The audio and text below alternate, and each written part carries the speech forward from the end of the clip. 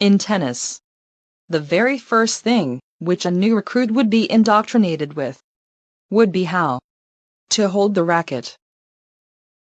Since it was the very first question which everyone had to grapple with. Maybe for this sentimental reason, this topic has claimed a special place of importance in the hearts and minds of most tennis players. And over the years, a whole cottage industry has been created and flourished around this rather straightforward and uncomplicated task. It is truly amazing how much hay can apparently be made out of a hand holding onto a simple octagonal handle.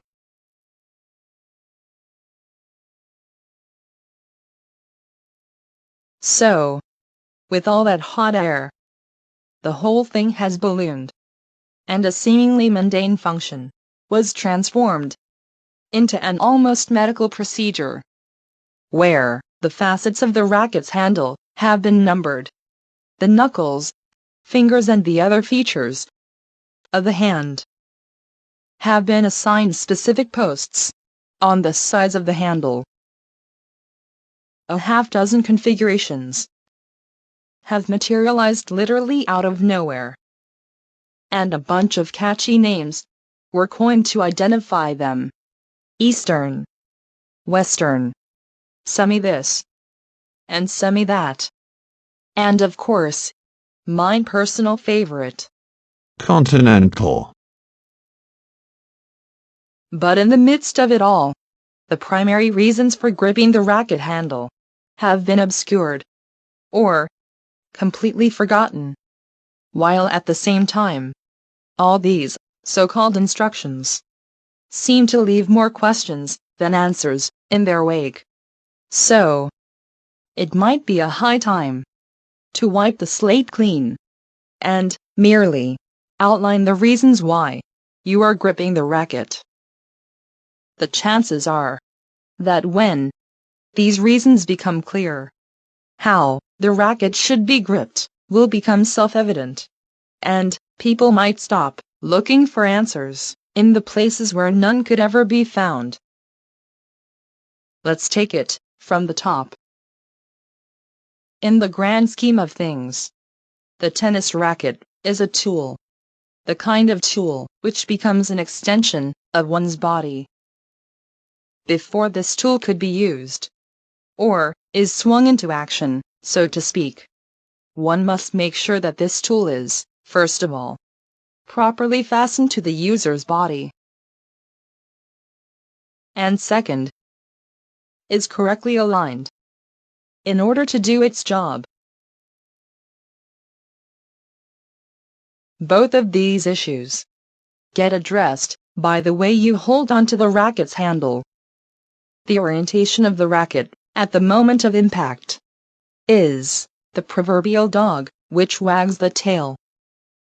The alignment of the racket's face at that very instant is exactly what will keep the ball inside the lines and over the net, or not. And thus, the grip formation should begin not with placing your knuckles onto the handle in some prescribed order, but with the correct racket face orientation at the moment of impact. As a rule, the string bed of the racket at the moment of collision with the ball must be positioned vertically. Once the racket is placed in its proper, the moment of impact, orientation, then the striking stance and the posture should be assumed behind the racket. When that is done, you simply reach out and grab the racket's handle with your hand as comfortably as you know how. And lo and behold, you've got yourself a perfect grip. Grabbing the handle comfortably means that the fingers should be wrapped around the handle naturally. The wrist and the forearm should remain in their sturdiest and the most natural juxtaposition. This juxtaposition has been predetermined by the human anatomy itself, and did not come from some instructional manual of questionable origins. To do what they have to do effectively, the hand and the fingers should not, as a starting point, be forced into some contrived configurations, be it Eastern, Western, or otherwise continental. They should simply be made comfortable, and that's all. Once the grip and the wrist positions, for both the forehand and the backhand strokes, are established in this manner, they must be simply memorized, and, from that point on, they should not be altered or fiddled with.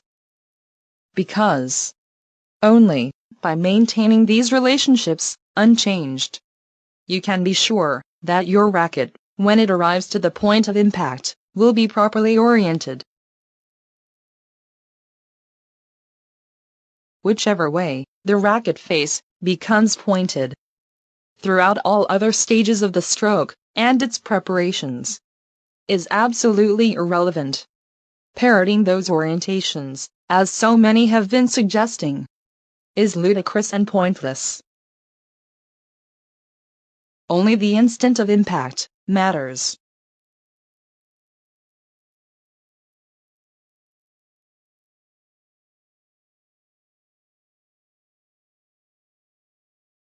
When the face of the racket is properly positioned,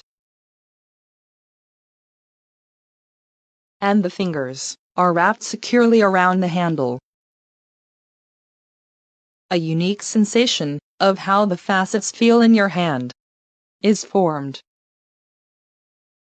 and it becomes associated with that particular alignment of the racket. From that point on, without having to look at the racket, relying only on the tactile sensation, one can always be sure that the racket will end up being properly oriented at the moment of impact.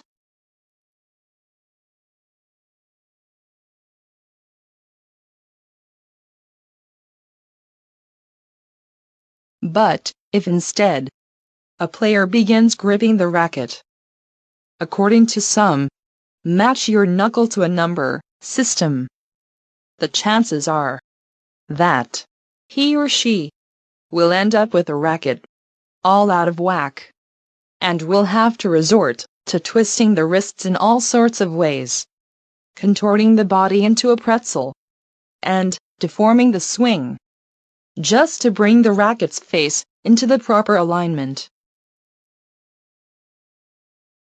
All of these body and wrist contortions, aside from looking rather stupid and downright ugly, can only undermine and weaken the structural integrity of the striking mechanism, which these players and their coaches allegedly are trying to create. And on top of it all, they will increase the risk of injuries greatly. Nothing which looks so darn unnatural can possibly be good for you. So, after all is said and done, like it or not, but in certain quarters, this whole business of gripping the racket doesn't seem to amount to a hill of beans. Got broken first game, got broken last game, so it's just perfect.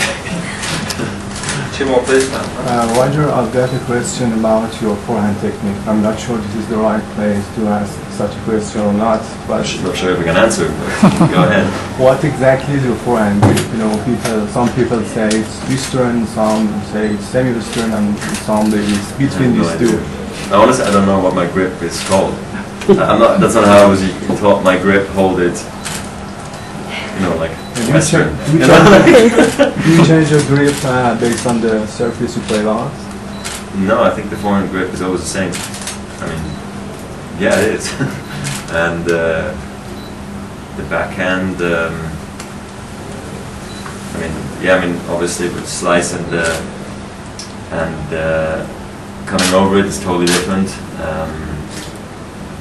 And the serve again, so it's just all automatic. I don't know how to explain. Just And sometimes clearly you have the wrong grip and then you try to make it. On the return especially it happens the most because the ball comes quicker, so you have less time, but I honestly don't know what is called my forehand grip. Also Find out.